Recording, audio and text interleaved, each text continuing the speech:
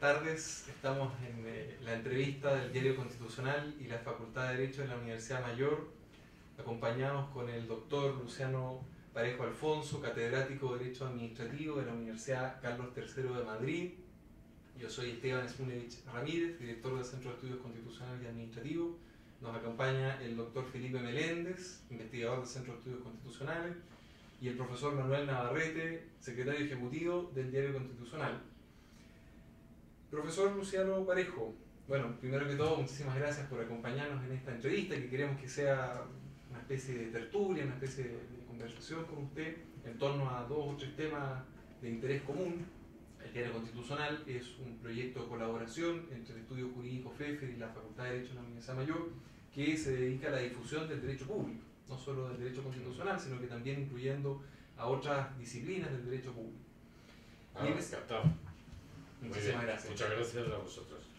Y en ese sentido queríamos plantearle, si es posible, dos o tres temas de conversación, en donde van a participar también Felipe y Manuel, en torno a algunas de las cuestiones que ha tratado en su visita a Chile, ya en diferentes intervenciones. Por ejemplo, un primer tema que ha surgido y que es de particular interés quizás en nuestro país, tiene que ver con este concepto de la huida del derecho administrativo. Concepto de la huida del derecho administrativo, mediante el cual la administración pública terceriza, externaliza ciertos servicios, ciertos órganos y la satisfacción de ciertas necesidades públicas mediante entidades privadas o público-privadas que en esa medida en ocasiones dificultan el control de la actividad administrativa, permiten la gestión de ciertos asuntos quizá con mayor prontitud, en otras ocasiones no, con mayor eficiencia, pero sin duda que produce también, por otro lado, un problema para el derecho administrativo, desde el punto de vista de la organización, de cómo entender, cómo insertar a estas entidades dentro de la estructura de la organización administrativa y desde el punto de vista del control. Bueno, para nosotros, en realidad, la huida del derecho administrativo, que más bien es una, por las razones que diré, una huida del derecho, sin más, lo que plantea no es tanto la cuestión de si la administración externaliza o más bien interpone en sus prestaciones entidades jurídico-privadas, porque ese fenómeno de la interposición de una entidad privada o la utilización como colaborador de una entidad privada es un fenómeno antiguo conocido por el derecho administrativo y que no implica huida del derecho administrativo. El concesionario sigue estando sujeto al derecho público y sus actuaciones quedan sometidas al control del juez contencioso administrativo. Para nosotros se produce la huida del derecho administrativo propiamente, no tanto cuando la administración adopta una forma jurídico-privada para realizar una actividad en términos distintos, porque ahí más bien ese fenómeno está controlado. Por ejemplo, yo pretendo realizar un servicio, una actividad de servicio que en realidad no implica ejercicio de imperium, entonces la aplicación del derecho público a palo seco en todos los aspectos puede introducir factores perturbadores para la gestión y entonces constituye una sociedad anónima. Pero si la sociedad anónima es de capital íntegramente público, en realidad lo que hay es una falsa privatización, o llamamos nosotros privatización formal, porque la organización sigue dependiendo y vinculada de la administración matriz y por lo tanto, digamos, el fenómeno no escapa propiamente al derecho administrativo.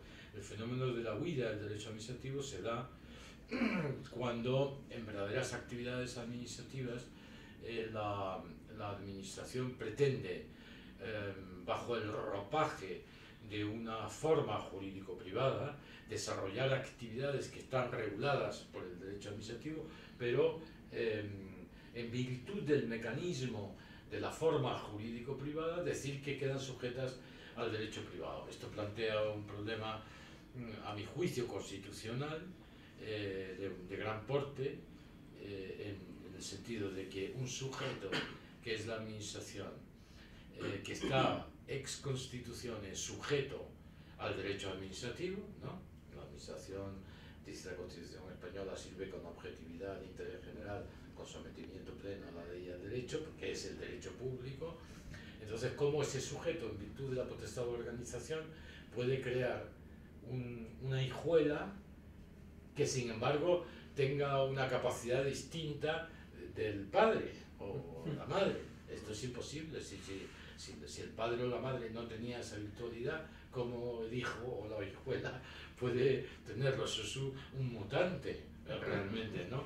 Entonces, ahí es donde está la huida del derecho privado, y para eso, digamos, hay en el derecho español ciertas prohibiciones, por ejemplo, en los organigramas de las organizaciones, aquellas actividades que suponen ejercicio o desarrollo de tareas que implican el imperium o potestades exorbitantes del derecho privado, no pueden ser ejercitadas por cualquier personal, sino solamente por funcionarios, tienen que ser realizadas bajo derecho público, etc. Hay una serie de cautelas.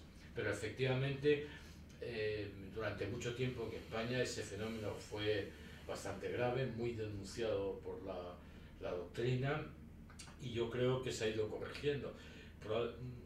Sin embargo, quizás la corrección no se haya debido tanto a una virtud sanadora propia, disciplinaria del ordenamiento español, cuanto que, estando integrados en la Unión Europea, el derecho europeo, que sabe que por lo menos en los países latinos hay ciertas tendencias a escaparse, tiene una perspectiva que no es la propia clásica del derecho administrativo continental europeo, que es un sujeto, un derecho. O sea, la perspectiva es el estatuto del sujeto. La administración tiene un estatuto que es el derecho administrativo. Eso no importa poco. Es una perspectiva funcional. ¿Qué tarea se desempeña? Así se aplica un derecho determinado. Entonces, a mí me da igual que usted se vista, por ejemplo, esto es un caso italiano, me da igual que usted diga que es el Ministerio de Hacienda, ¿no? O que diga que es una sociedad anónima. Si usted se quiere escapar de mis directivas, me tiene que decir qué es lo que hace. ¿Qué es lo que hace? Vender puros. Entonces, aunque usted sea el Ministerio de Hacienda, está ejerciendo una actividad de contenido económico, y por lo tanto le aplico el estatuto de esa actividad. Me da igual quién sea usted. Entonces, esto disciplina mucho. En ese mismo sentido, aunque no es exactamente, estamos conscientes que no es exactamente el mismo problema, pero en Chile se ha observado en los últimos 30 años una proliferación de instituciones reguladoras, fiscalizadoras, sancionadoras en el ámbito justamente en donde hay una actividad de mercado, una actividad económica importante. Acá los llamamos mercados regulados. Sí, los mercados regulados en el sector eléctrico, en telecomunicaciones, en bancos, en seguros, y correlativamente hay superintendencias que fiscalizan en esas áreas, superintendencias de bancos, instituciones financieras, de valores y seguros y así. Un problema que se ha observado frecuentemente, tanto en la jurisprudencia como en la doctrina administrativa, es el problema de las garantías frente a la potestad administrativa sancionadora. O sea, la aplicación de sanciones, ¿cierto?, por estos entes reguladores, fiscalizadores y sancionadores también, porque producto de la fiscalización tienen una potestad sancionadora. ¿Cómo lo resuelven eso en el derecho español? Digamos, estas entes que regulan, fiscalizan y sancionan, pero que a su vez tienen que respetar ciertas garantías para los sancionados, que son de alguna manera cercanas a las del debido proceso, tratan de ser relativamente análogas a las del debido proceso en sede jurisdiccional, porque como fiscalizan y sancionan. Sí. Bueno, este es el fenómeno, es un fenómeno derivado de la liberalización, en realidad, ¿no? Y lo que viene a demostrar es algo sabido desde siempre, que mercado y Estado son un binomio inseparable. Es decir, no puede existir un mercado si no hay un poder público que garantice el pluralismo de los agentes. Porque si tú dejas la libre competencia, pues el pez gordo se va comiendo a los pequeñitos, genera un oligopolio y en su caso un monopolio. Entonces tiene que haber alguien que diga, no, usted tiene que hacerse más pequeñito, dejar espacio a los demás, no puede tener posición dominante, por tanto un poder público. Entonces cuando en el curso de la liberalización, que en Europa ha sido bastante importante a partir de los años 90, con el mismo fenómeno que usted ha descrito, el sector de telecomunicaciones, el sector postal, el sector de los ferrocarriles, el sector de la energía eléctrica, el sector de los llamados sectores, servicios públicos de abastecimiento de agua, suministro, etcétera, que han sido liberalizados, es decir, porque se considera que el mercado es mejor instrumento para la prestación de los correspondientes bienes y servicios que no la prestación clásica pública, directa, la transformación del Estado social prestacional en un Estado social garante de la prestación. Él no lo presta directamente, pero garantiza que la prestación se produzca a precios asequibles o razonables por el mecanismo, la interposición del mecanismo del mercado. ¿Qué es lo que ocurre? Que como el mercado no funciona en sí mismo y además tú tienes que crear, realmente eran sectores, por ejemplo la telefonía, pues había un monopolio, entonces ¿cómo se genera el mercado? Hay que generar primero el mercado, ¿no? Porque hay barreras de acceso y por lo tanto tiene que haber alguien que le diga al ex monopolista, usted no puede hacer esto, usted tiene que dejarle al otro acceder, utilizar las redes, etc. Entonces, estos sectores así concebidos, en que la liberalización es un proceso, ahí confluyen la necesidad de un poder público que conduzca a un mercado efectivo y luego la situación normal es que el poder controle y que el mercado funciona. La clave está en lo que usted ha dicho, sectores regulados, o sea, están regulados, o sea, están administrativizados, ¿no? Lo que ocurre es que no lo están en el sentido clásico, pero las técnicas, o sea, eso no conduce a que el Estado tenga menor poder. Yo he dicho muchas veces que si, por ejemplo, en el mismo sector de la telefonía se hiciera lo mismo, pero con las técnicas jurídico-administrativas clásicas, es decir, voy a tener 5 concesionarios, sin embargo, si quisiera, una vez que otorgue las concesiones, si quisiera cambiar las condiciones de prestación del servicio, tendría que indemnizar, principio del equilibrio económico-financiero de la concesión. Por tanto, mi potestad modificativa de la situación estaría trabada. Sin embargo, en la contrapartida de la liberalización del mercado es que yo le puedo imponer, por lo menos en Europa, obligaciones de servicio público a coste cero. Usted tiene que hacerme esta obligación. Incluso obligaciones para garantizar la cohesión social y territorial, que son las obligaciones de servicio universal, que son las más potentes de todas, ¿no?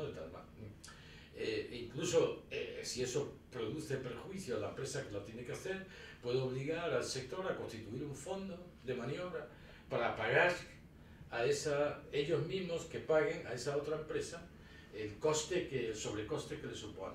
Por lo tanto, ahí se ha recrecido, digamos, la potencia del poder público, ¿no?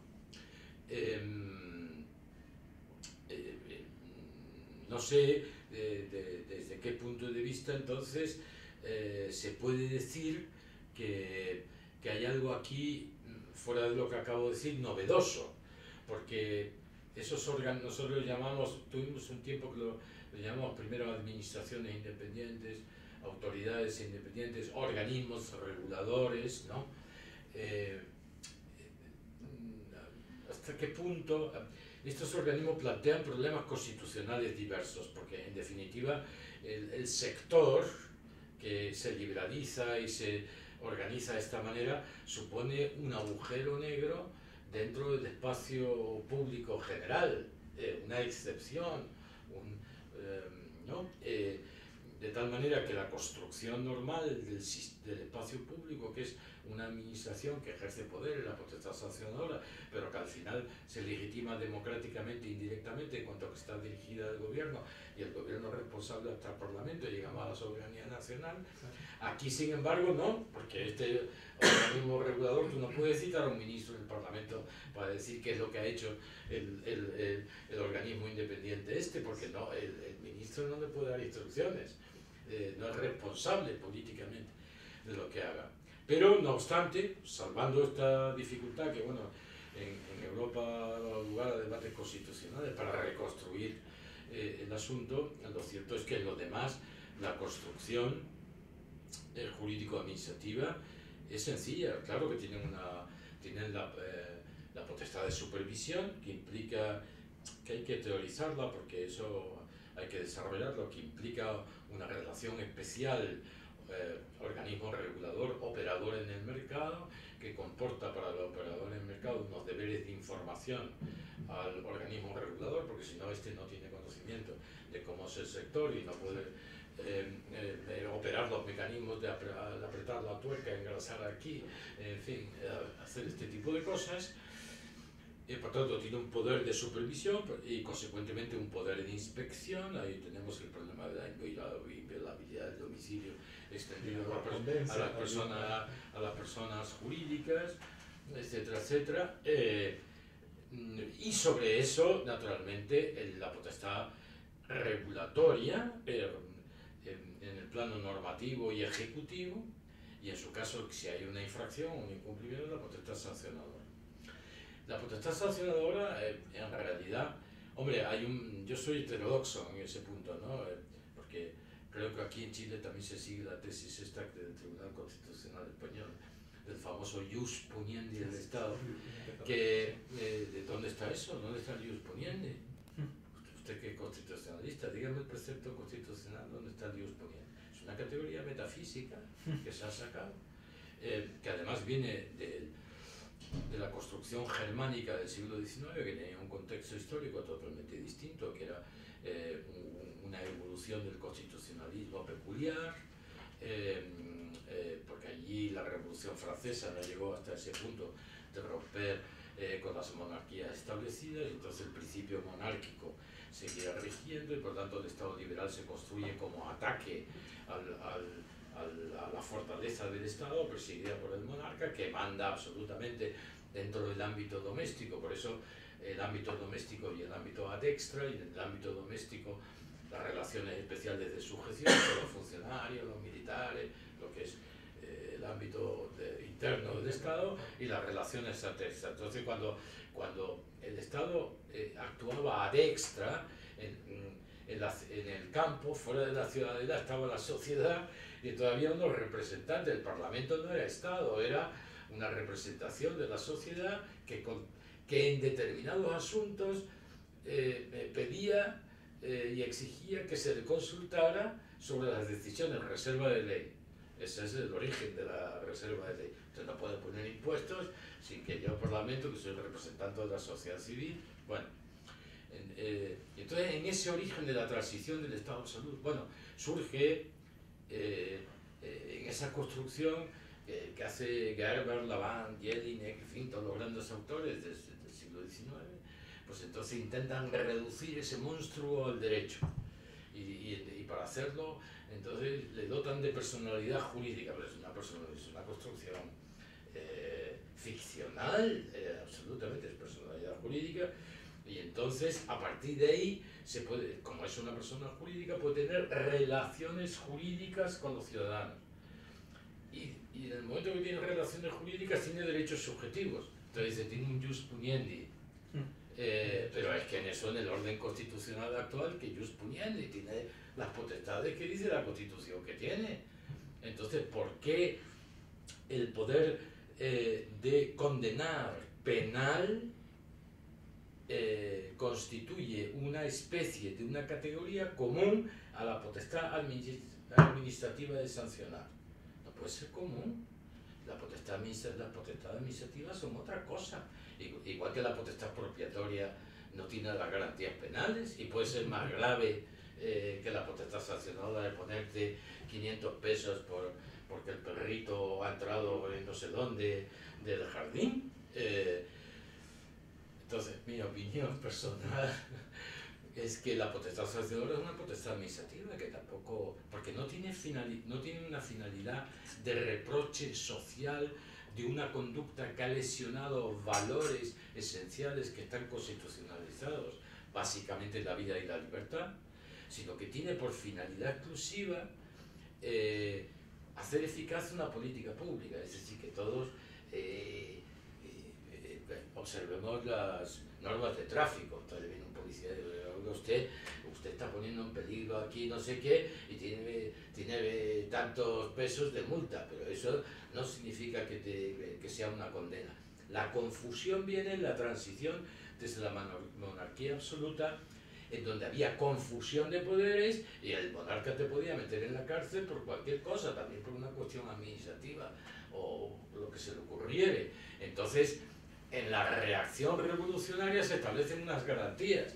Y claro, como la administración es heredera del poder ejecutivo monárquico, entonces dice, oiga, cuidado, la Constitución española todavía se siente obligada a decir que la administración no puede poner sanciones privativas de libertad, por si acaso, porque hasta Franco, si no pagaba la multa, te metían en el calabozo y te privaban de libertad. Entonces, una cosa es que no hay jurisprudencia común, y otra cosa es que la potestad sancionadora es una potestad normal, y otra cosa es cómo se debe ejercer esa potestad. Y entonces ahí a mí me parece absolutamente razonable que se trasladen las garantías penales, que son lógicas, pues la culpabilidad, la prueba, la carga de la prueba y la no sé qué, pero las pruebas que son distintas es que nuestro Tribunal Constitucional después de decir esas cosas que se quedan muy bien. Entonces el jus poniendi, y entonces llega al meollo del asunto y ve que la culpabilidad no puede ser igual. Por ejemplo, el principio de tipicidad no puede ser igual, porque entonces las políticas públicas, la programación administrativa sería muy difícil de hacer para predeterminar absolutamente cuál es la infracción. Y entonces dice, bueno, se aplican, pero se aplican con modulaciones. Bueno, ¿y eso qué significa? Modulaciones, ¿hasta dónde llega la modulación? Bueno, la modulación llega al punto que en Alemania, en la ley reguladora de las infracciones, digamos, administrativas, no hay obligación de la administración de perseguirlo. O sea, se establece hay un principio de oportunidad. Y entonces yo lo persigo o no lo persigo, depende. Si hay un tumulto en el orden público, a lo mejor es mucho peor que yo cargue contra la gente, que no, que me quede quieto y se disuelva pacíficamente y pues no tiran piedras a las tiendas y no sé qué. Por tanto, el principio de tolerancia, eso no es posible si yo mato a mi suegra. No puede decir el fiscal, bueno, no, en fin, que por razones de oportunidad vamos a ver, por tranquilidad, quieto, sosiego, que esto se va a olvidar enseguida. Era una señora muy pesada, la gente no... En fin, claro. O sea que, por lo tanto, yo creo que no plantea, para nosotros, en la medida que se postule un control pleno judicial del ejercicio de la potestad sancionadora, no le vemos especial dificultad al ejercicio por estos organismos reguladores de esa potestad. Otra cosa es que esta afirmación de que hay una categoría del jus puniendi y que esto es algo parecido, de hecho algunos hablan del derecho penal administrativo, pero esa manera de proceder así a lo que conduce en España se está produciendo. Es que entonces la administración se cree que claro, que tiene un jus puniendi. Y entonces empieza a haber leyes, depende de lo que da, en que te pueden poner 1 millón de euros de multa. O sea, ahora mismo, ley de manifestaciones. Si te pillan en una manifestación te pueden poner 600.000 euros de multa. Oiga, que esto, vamos a ver, es que usted no tiene el poder punitivo de un juez. Usted tiene una cosa para andar por casa, para asegurar que la cosa funcione y que la gente va por la calle. Entonces póngame 20 euros, es una cosa proporcional, que usted no tiene un bazooka, usted tiene una escopeta de balines pequeñita que no hace daño. Claro, entonces hay que tener cuidado con las categorías. Bueno, me he excedido un poquito. No, yo creo que hemos cubierto bastante bien un poco el espectro de esa temática. Hay algunas cosas, por cierto, interesantes que nos gustaría seguir profundizando. Pero esto que acabo de decir es muy heterodoxo, no lo diría todo jurista administrativista español. O sea, la tesis dominante en España es lo del jus puniendi. Me conste que yo soy un heterodoxo. Negaré fuera de aquí haberlo dicho. No vaya a ser que...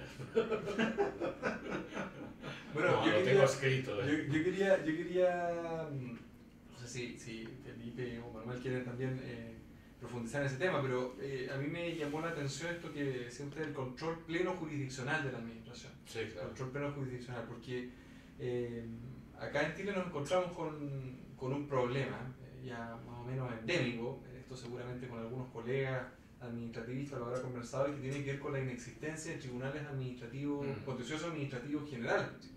Hay varios tribunales contenciosos administrativos especiales en algunos ámbitos de litigación administrativa.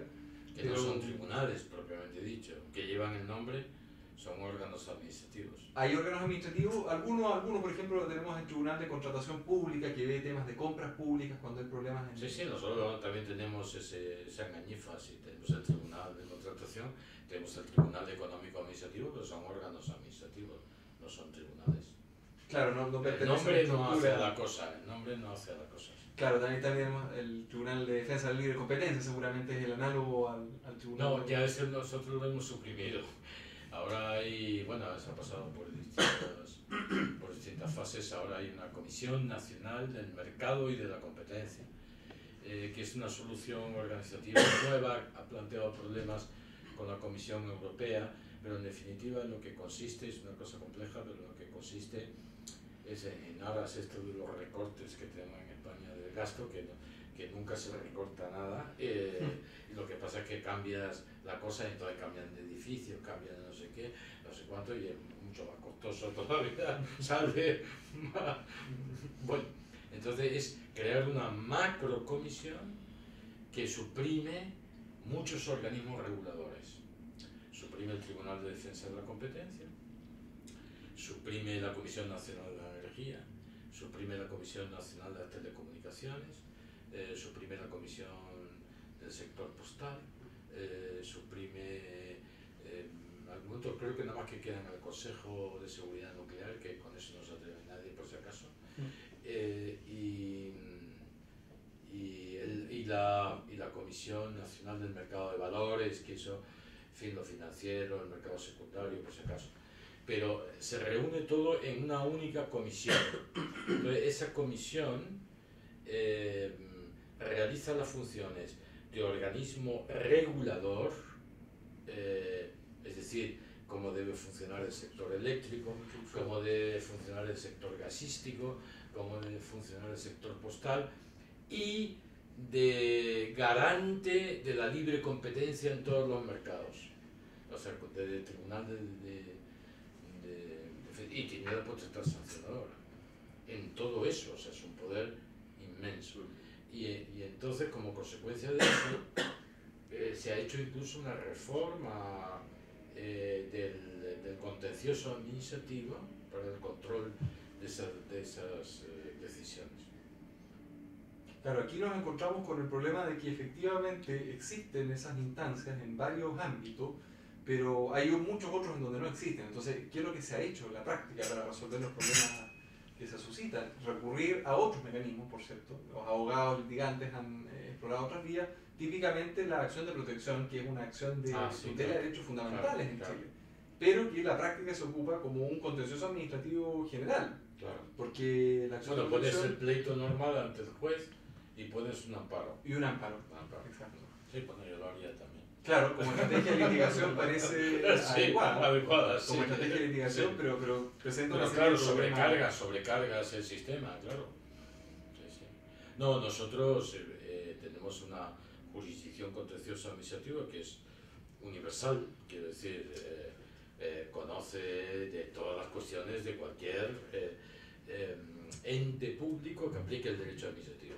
No solamente es universal, sino que se aplica también a los actos materialmente administrativos de los parlamentos, del Tribunal Constitucional, del Consejo General del Poder Judicial, del Defensor del Pueblo, o sea, de los órganos constitucionales. Cuando dicten actos administrativos, por ejemplo, si hacen una nueva obra, pues entonces esa obra no es ejercicio del poder legislativo, es una obra pública que está sujeta a la ley de contratos públicos, y por lo tanto de eso conoce, si es un problema litigioso, la jurisdicción contencioso administrativa, o si disciplina a un funcionario de la casa, entonces conoce la jurisdicción. O sea, el derecho administrativo se ha tornado un derecho público general, digamos, y la jurisdicción contencioso administrativo es la jurisdicción ordinaria, conocedora de los litigios que susciten la aplicación del derecho administrativo. No solamente cuando opera la administración, sino incluso, como digo, poderes constitucionales o funciones constitucionales cuando aplican el derecho administrativo, no cuando legislan, por supuesto, o cuando hacen control político del gobierno, en fin, cuando hacen sus propias funciones de órgano constitucional, en cuyo caso conoce el Tribunal Constitucional exclusivamente. Claro. Sí, eso es absolutamente indispensable. O sea que nosotros tenemos la jurisdicción civil, que es para lo civil y lo mercantil, tenemos la jurisdicción laboral, que es para, o de lo social, decimos nosotros, que es para la seguridad social, los trabajadores, pero trabajadores sujetos a la legislación laboral, no funcionarios. Los funcionarios van a lo contencioso administrativo.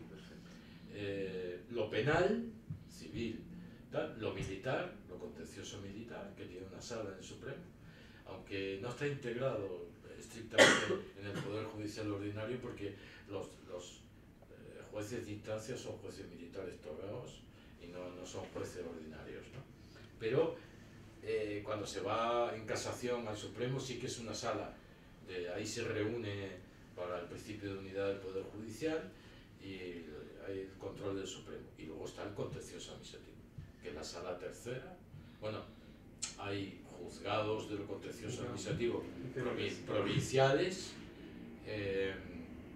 tribunales superiores, sala de lo contencioso administrativo. En las comunidades, ¿no? En las comunidades, luego a escala nacional, juzgados nacionales de lo contencioso administrativo, audiencia nacional y Tribunal Supremo, sala tercera.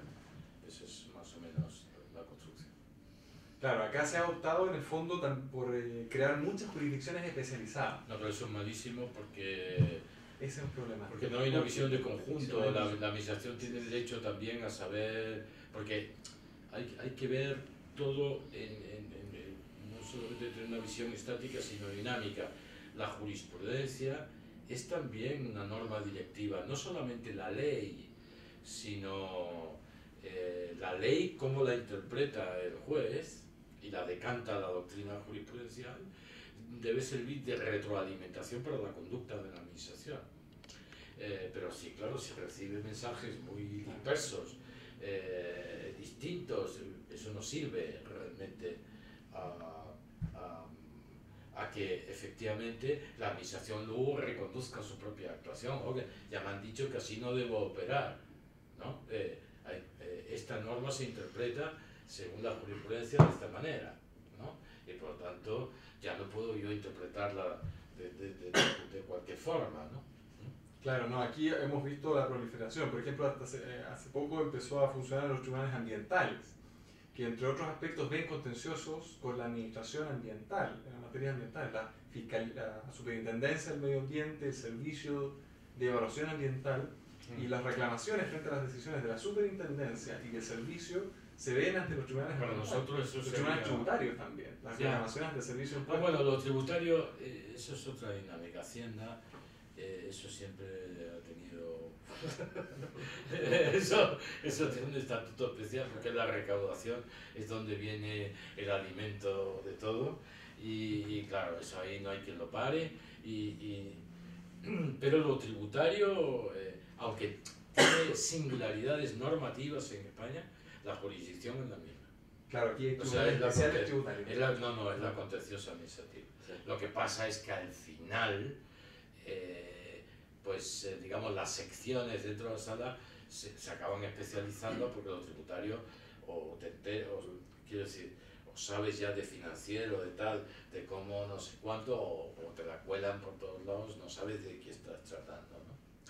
Pero sí me parece interesante incidir en lo de la evaluación ambiental, porque para nosotros sería inimaginable eso. Inimaginable porque la evaluación ambiental, ¿qué es la evaluación ambiental? Para nosotros no es un procedimiento independiente, es una evaluación de un proyecto o de un plan. Entonces es un procedimiento instrumental que incide en un procedimiento principal. Por tanto, tú no puedes, el acto resolutorio de la evaluación, que es la declaración de impacto o lo que sea, en realidad no es un acto independizable del procedimiento principal, sino es un acto preparatorio de la decisión del proyecto de obra pública o del plan correspondiente. Y la jurisprudencia contenciosa administrativa española ha dicho que no es susceptible de recurso independiente. ¿Por qué? Porque salvo que se haya hecho mal, tenga un vicio de forma, impida la continuación del procedimiento, en cuyo caso podemos hablar de lo que llama la jurisprudencia española un acto de trámite cualificado, porque impide la continuación del procedimiento, produce un perjuicio ya definitivo, insubsanable, ¿no?, para el destinatario. Entonces no conviene esperar, porque ya como impide la continuación del procedimiento, ahí se acaba el asunto, o lesiona derechos directamente, etc. Pero tiene que ser un acto de trámite cualificado. Lo normal es que esa declaración se inserte en el procedimiento principal y que entonces se concentre. Entonces la cuestión principal es si el acto definitivo de aprobación del proyecto es correcto a la luz de la declaración medioambiental. Entonces ahí es donde hay que producir el juicio de control de legalidad. Claro. Yo creo que a propósito de la problemática fiscal y presupuestaria, sería muy interesante, sobre todo en el contexto económico actual en Europa y también en nuestro país, de la crisis económica del 2008-2009, que el profesor Meléndez pudiera explayarse respecto a una inquietud que surgió hace poco, que nosotros veníamos conversando, a propósito de la estabilidad fiscal y el rol de las comunidades autónomas. Efectivamente, porque hay una reforma constitucional a la Constitución española, artículo 135, si no me equivoco, respecto al principio de estabilidad financiera. Sí, que estabas hablando de que íbamos a una reforma, o sea, está hecha, ¿no? Sí. Exacto, reforma realizada. Sí. Cierto. Sí. Y bueno, y la gran pregunta es, bueno... La reforma, una mutación constitucional. Es una reforma que ha producido una mutación constitucional. Sí, eso es muy interesante, porque si todas las comunidades autónomas están tendiendo hacia la mayor grado de autonomía, propiamente tal, pero de la Unión Europea, en este mandato de unidad... Bueno, de Merkel, de la Unión Bueno, Europea, en realidad del Banco Europeo. El Banco Central Europeo. Bueno, pero ¿a quién se lo dijo el Banco Central? Entonces, claro, todos estos intentos de fuerte autonomía, ¿no?, de las comunidades autónomas, bueno, aquí se ven, yo creo, totalmente contrarrestados, digamos. Es que una especie, creo que le escuché hablar a un profesor, administrativista español, no recuerdo el nombre de él, una especie de garantía institucional, una verdadera garantía institucional casi del Estado, decía, respecto de los particulares. Es curioso. En el sentido, lo que recuerdo era precisamente de lograr... Bueno, se puede ver así, pero en definitiva es una garantía, o se puede ser a la inversa, es una garantía para los particulares, acreedores externos, ¿no?, Claro. con el aval del Estado de que los deudores internos individuales van a pagar. Exactamente. Eso sí. Sí. Para los auditores y para nuestro... Bueno, el nuestro artículo público, se podría explicar, es un El poco artículo lo- 135, en un determinado momento en que se pensaba que, bueno, es una reforma express, quiere decir que se hizo en 15 días. Era a cambio de algo, digamos. ¿Eh? Era a cambio de algo, digamos. Era a cambio de que no cayera Exacto. el Estado, que no nos sacaran del euro y de que no, en fin, de que no hubiera una debacle. Pero yo creo que era una amenaza más bien que real, porque la economía española no puede salirse del euro. Si la hubieran sacado del euro, una cosa es sacar del euro a Grecia, que tampoco se han atrevido, que es una economía pequeña, y otra cosa es sacar la economía española del euro, que eso hubiera sido una debacle, porque no hay que olvidar que por qué Merkel hace esto. Merkel hace esto porque gran parte de la culpa de la burbuja inmobiliaria española no es española.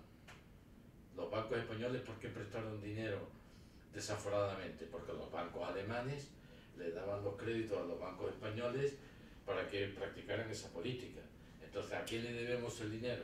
La deuda española ahora es estatal en virtud del 135 porque hemos tenido que pagar, pero inicialmente es una deuda privada, absolutamente privada.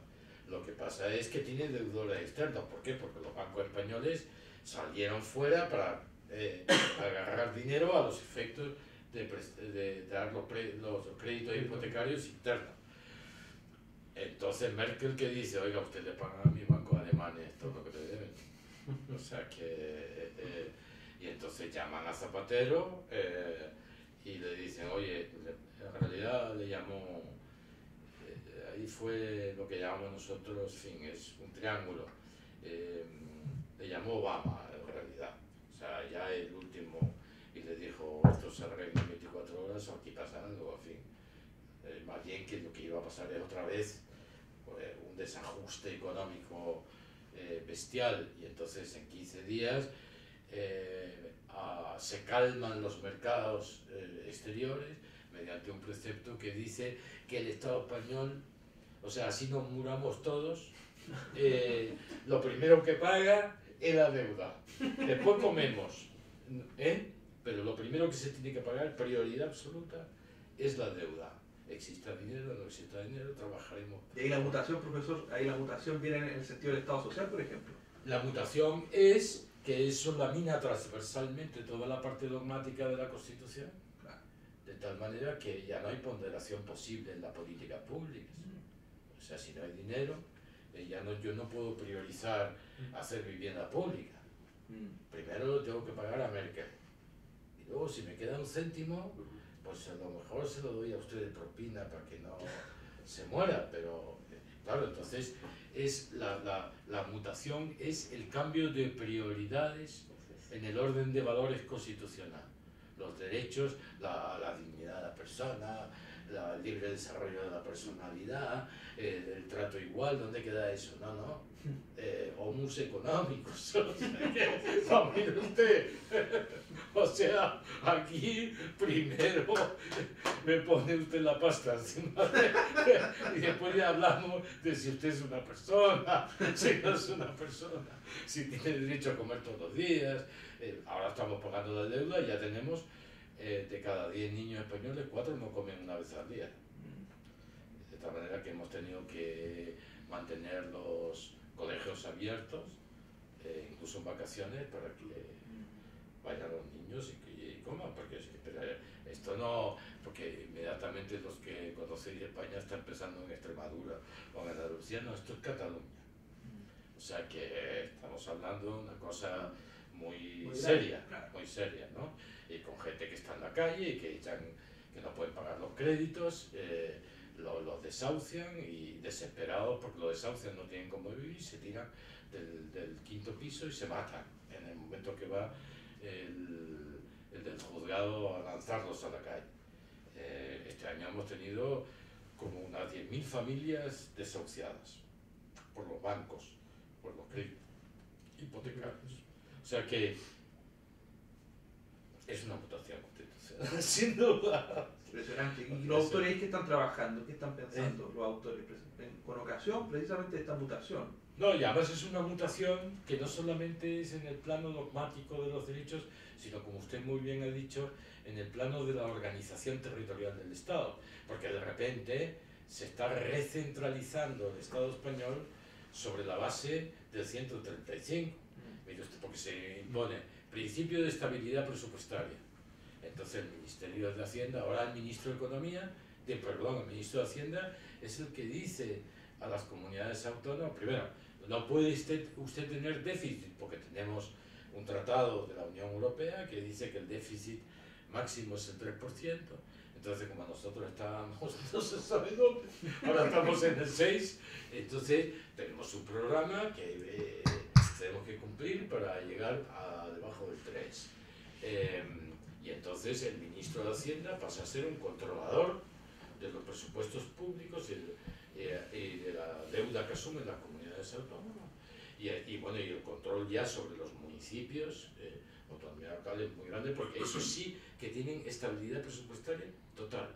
O sea que esos tienen que equilibrar ingresos y gastos, punto. A mí no me cuente nada, porque son como administraciones menores, ¿no? No tienen esta dimensión política.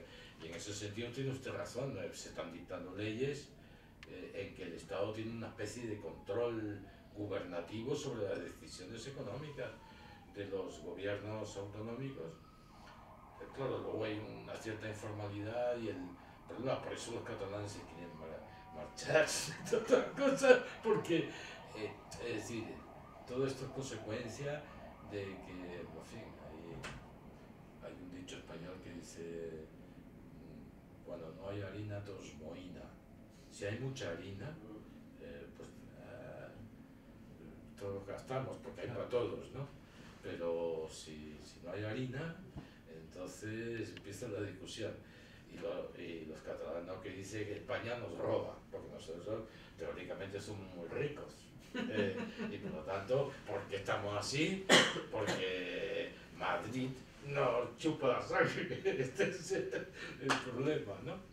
O sea que es un problema grave. Sí. Y luego eso puede generar también seguramente tensiones entre las propias comunidades. Claro, no, la tensión transversal, ¿no? Es bastante importante. Y afecta al principio de solidaridad entre las comunidades. En otra dimensión, porque luego lo que hay que discutirse es cómo se reparte el déficit.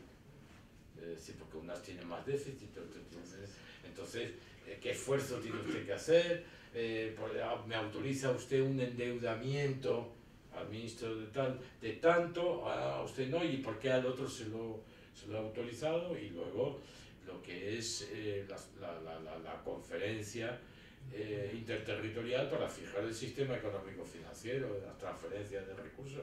Claro, es una pelea, por eso los catalanes siempre han postulado no sentarse, porque claro, que es lo que llaman ellos el factor diferencial, ¿no? Ellos son distintos, entonces yo no me quiero sentar con los 17 y con el pitufo ese de Murcia y tal, y yo, o sea, ¿qué tengo que ver con este señor murciano? Que habla fatal, además, o sea, claro, entonces es un problema, lo que quieren es una relación bilateral, ¿no? con el Estado, no multilateral en horizontal. Estos son los problemas que está planteando la cuestión. Usted sabe que acá tenemos una comisión de descentralización, de hecho el colega Ferrada también está perteneciente a la comisión de descentralización. Sí. Una de las cosas que se ha discutido ahí es, entre muchas alternativas de reforma, porque este es un país altamente centralista en la administración. La administración se formó a la manera francesa, con una centralización del poder político y administrativo muy fuerte. Y de a poco, más bien por influjos eficientistas, de mayor eficacia, se ha ido delegando o desconcentrando, más que descentralizando, desconcentrando ciertas funciones administrativas o ciertas potestades administrativas menos, pero funciones. Y una de las cosas que se discute es la posibilidad de elegir directamente en las regiones a la autoridad principal, una descentralización política, que sería un paso a una descentralización política. Pero como contrapartida, el nivel de descentralización administrativa funcional permanece bastante bajo y la descentralización financiera, el traspaso de recursos para que las regiones hagan había cuenta, digamos, de esas necesidades públicas regionales, se mantiene muy bajo. Se vislumbra ahí un escenario de conflictos que quizá también tiene que ver con la dinámica del Estado de las autonomías en España, donde hay una descentralización política muy fuerte, con presidentes de las autonomías muy visibles, muy empoderados, con una legitimidad directa de la ciudadanía regional y que han empujado también las demandas regionales con fuerza. Sí, bueno, hay más que las comunidades autónomas que realmente, digamos, sus haciendas, digamos, la correspondencia entre el espacio decisional que tienen o de competencia y el sistema de ingresos que tienen, sin perjuicio que haya muchos problemas, como hemos dicho, pues está más o menos bien pergeñado. Donde se muestra eso es en el ámbito de la administración local, que como es una pura administración, que está como sometida a las dos otras instancias superiores, pues ahí nunca se ha actualizado propiamente la hacienda local. Y entonces hay un gap entre, digamos, Madrid ciudad, que tiene, o Barcelona ciudad, por poner un gran municipio, Sevilla o Bilbao, que tiene que hacer frente a unas demandas ciudadanas crecientes de parques, de calles, de suministro de agua, de no sé qué, polideportivo, en fin, todas las exigencias que tiene hoy una vida ciudadana, y una hacienda local paupérrima, de tal manera que dependen de muchos factores. En parte, el fenómeno de la corrupción urbanística viene de ahí. Si yo tengo la potestad de generar riqueza, de aprovechamiento urbanístico a través de mi potestad de planeamiento, y esto tiene un valor para la empresa privada, pues oye, yo le doy a la maquinita como si fuera el Banco Central y el otro me da dinero, ¿no? Igual quiere decir, hay una corrupción que no es corrupción mala en el sentido de que no se mete nadie dinero en el bolsillo, pero sí se corrompe el sentido de la ley, en el sentido que yo obtengo unos ingresos públicos que no están previstos mediante el ejercicio indebido o para fines distintos con desviación de poder, diríamos a mis activistas, de las potestades correspondientes, ¿no? Entonces, ahí sí se manifiesta, y eso es un peligro muy grande, por ejemplo la corrupción, otros problemas, demandas continuas. Por tanto, tiene que estar acompasado. Tú no puedes crear un ámbito de decisión político-administrativa y que no tenga nada que hacer, porque claro, entonces eso es contradictorio, tiene que estar tascando el freno continuamente, y eso al final es una fuente de conflicto, porque esa instancia tiene que legitimarse. ¿Cómo se va a legitimar si las reclamaciones que hace de fondo al centro no prosperan? Pues lo vierte sobre la opinión pública, ¿no? Yo no puedo hacer porque aquí no se permite, esto no funciona, y eso va erosionando el sistema, a mi juicio. Sí, de todas maneras. Yo creo que es un gran problema que van a tener que enfrentar la Comisión de Descentralización, porque efectivamente es difícil llevar en paralelo y simultáneamente y bien coordinadamente los tres niveles de descentralización. Bueno, en España se hizo con los famosos decretos de traspaso. O sea, se iban traspasando competencias del Estado tal, y se iba evaluando el coste en los presupuestos generales del Estado de las competencias, de los servicios que se iban traspasando, se fijaban los funcionarios que prestaban esos servicios, y entonces el traspaso era la competencia jurídica, los fondos presupuestarios y los funcionarios, ¿no? Pero eso, que hasta cierto punto pues tiene su lógica, pero al cabo de un año o 2 años ya no funciona, porque la vida evoluciona. Y entonces, primero, no es lo mismo unas carreteras nacionales que implican una economía a escala de los costes, que tú lo trocees y entonces le des la parte de Extremadura y entonces hagas un cálculo de cuánto supone ese coste, a lo mejor dentro de tu presupuesto, pero claro, a lo mejor a esa escala eso tiene mayor coste. Claro. Y además eso evoluciona, de tal manera que al cabo de 3 años, y además solamente te permite conservar las carreteras que ya están, pero si quieres construir una nueva carretera, ya no te dan los fondos, porque los fondos que te dan es para el mantenimiento de la carretera, porque eran los que estaban en los presupuestos. Entonces hay que pensar bien, y yo creo que para que una descentralización política funcione bien, el espacio decisional político que guarda relación con la legitimación democrática que tenga, tiene que estar relacionado con el espacio decisional tributario o de la hacienda, porque si no hay correspondencia, si estos señores no son responsables de su hacienda frente a su propio electorado, como ha sucedido en el Estado autonómico, claro, si eran transferencias desde el Estado, el asunto es a coste cero, porque no, el ciudadano no percibe que aquello le cuesta. En cambio, si es una hacienda que tiene sus tributos y si quiere incrementar los servicios que proporciona, tendrá que incrementar. Los ciudadanos le votarán o no le votarán, o le premiarán o no le premiarán, ¿no? Bueno, acá en Chile, profesor, de hecho, como decía el profesor Smolich, el principal centralismo está dado por un factor económico y que de hecho es fundante de esta forma tan especial de presidencialismo que hay en Chile, Claro.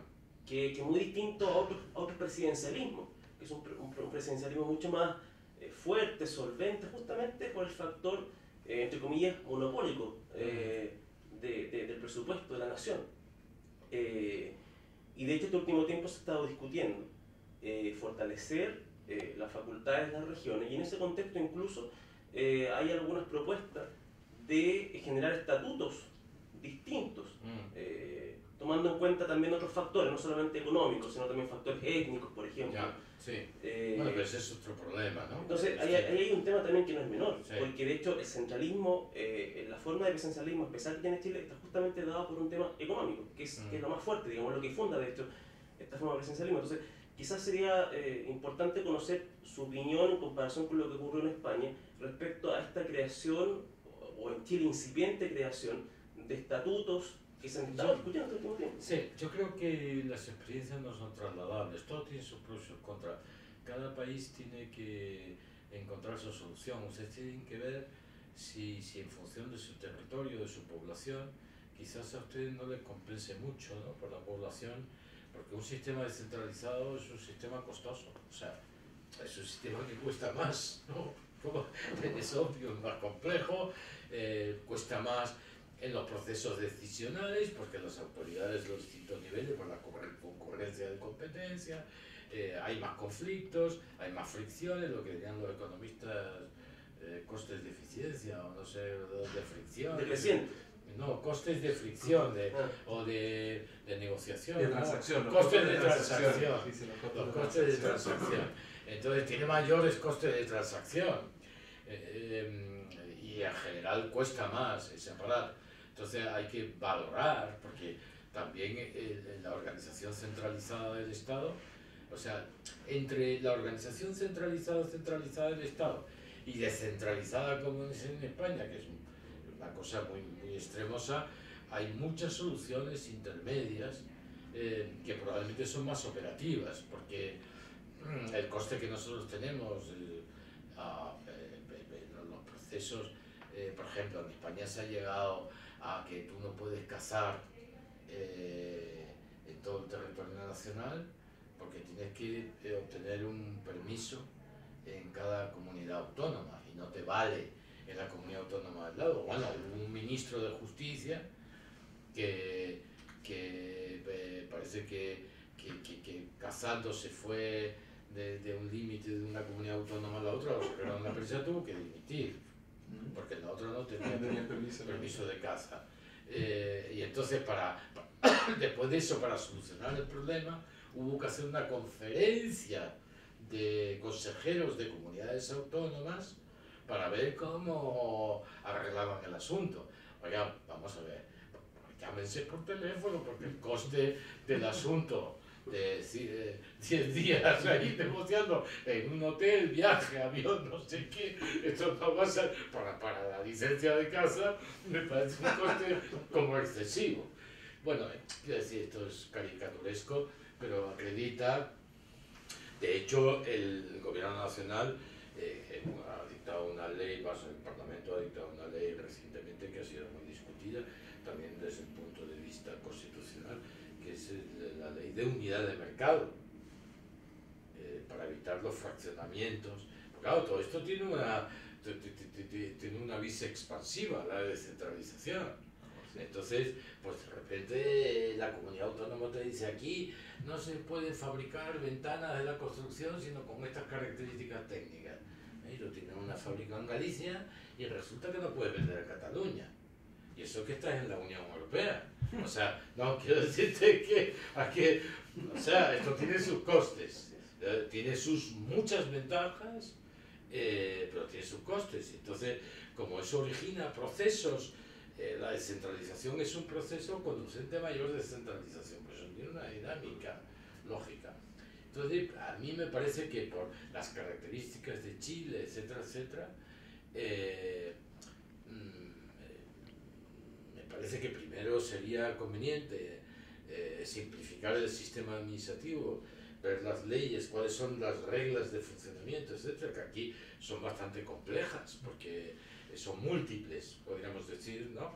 Antes de abordar, a su vez, una complejización de las estructuras administrativas sin clarificación de los métodos. No sé si me estoy explicando. Método de funcionamiento. Entonces, no sé, y además en todo caso existen muy diversas fórmulas de desconcentración, descentralización funcional. Experiencia francesa reciente también, ¿cierto? Claro, la reforma constitucional del 2003. Claro, hay muchas fórmulas operativas que minimizan los costes, permiten solucionar problemas. Yo creo que el problema de las comunidades indígenas es una cuestión totalmente distinta, porque entra un factor cultural, étnico y tal, que es otra cosa. Ya atiendes a otros problemas que puede ser, igual que en Cataluña, es un problema idiomático. Al final estamos hablando de que se sienten distintos por la lengua, pero en realidad comprar ventanas es un asunto en donde no tiene nada que ver una cosa con la otra. Entonces yo lo puedo distinguir a usted porque efectivamente tiene una lengua, tiene una cultura, tiene una tradición, pero eso no tiene que significar que tenga que tener mayores competencias en carreteras. Las carreteras no tienen nada que ver con la lengua. Sino que son una cosa más bien moderna, ¿no? y tecnológicamente homogénea, que puede ir a Suecia con carreteras de las mismas características, ¿no? En fin, que nos vamos por los cerros de Úbeda, que decimos en España. Úbeda es una población muy bonita, tan en Andalucía, fue durante muchos siglos frontera, por eso tiene grandes casas señoriales y tal, que estaban los condes y los duques ahí, porque era frontera en la guerra con los árabes, ¿no? Bajando hacia abajo.